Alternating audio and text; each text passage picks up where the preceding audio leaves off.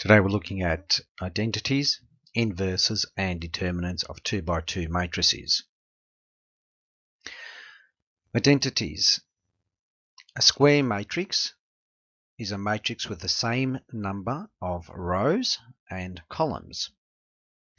For any square matrix, an identity, which is just a capital I matrix, exists. This is the same as multiplying the matrix by number 1. This is a 2 by 2 identity matrix. This one is a 3 by 3 identity matrix. They must be square matrices, and you can tell them by the ones on the diagonals from left to right. If A equals 3, 2, 5, 6, then whether we multiply the matrix by the identity or the identity by the matrix, we still get the matrix A. That's always going to be true, and we'll prove that.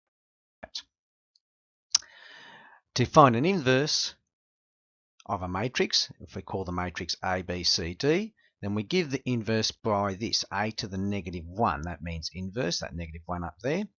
And it's 1 divided by the determinant. What does the determinant equal? AD minus BC. That's what it equals. Where do we get AD, BC? From the matrix itself in those positions. And then we change them. We change the D. D goes at the top, the A goes down the bottom here. The B becomes, change the sign, and you change the sign with the C. So if it's positive, it becomes a negative. If it's a negative, it becomes a positive. Very important, the determinant cannot equal 0. Why? Because if we try and do 1 divided by 0, we get undefined. Okay? So that's why the determinant cannot equal 0. We can't work out a matrix if it's 0. Inverse if it's 0. A square matrix is said to be regular if its inverse exists. If the determinant equals 0, then the matrix is said to be singular. For this one here, a matrix 3, 2, 5, 6, let's find the determinant. Now we must always write D, E, T of A. Okay, A being a matrix. If our matrix is B, we'd write D, E, T of B. Remember, we times these together, 3 and 6. 6 3s are 18. And we times these together, 5 2s are 10. And we take them away. So it's 18 take away 10, which we get as A. Now the inverse of this one is 1 divided by the 8. That's what the inverse of matrix is. Swap the 6 and the 3, and the other ones change the sign. And so I have found the inverse of it. Should bring this in, I might need it. If not, I'll just use the one that I've just worked out. So this will become 3 on 4.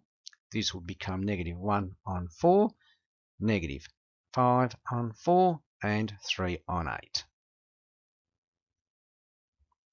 Here we're going to prove that whatever I do, so this is our matrix A, whatever I do, whether I multiply it at the front or at the back, I'll still get the identity matrix.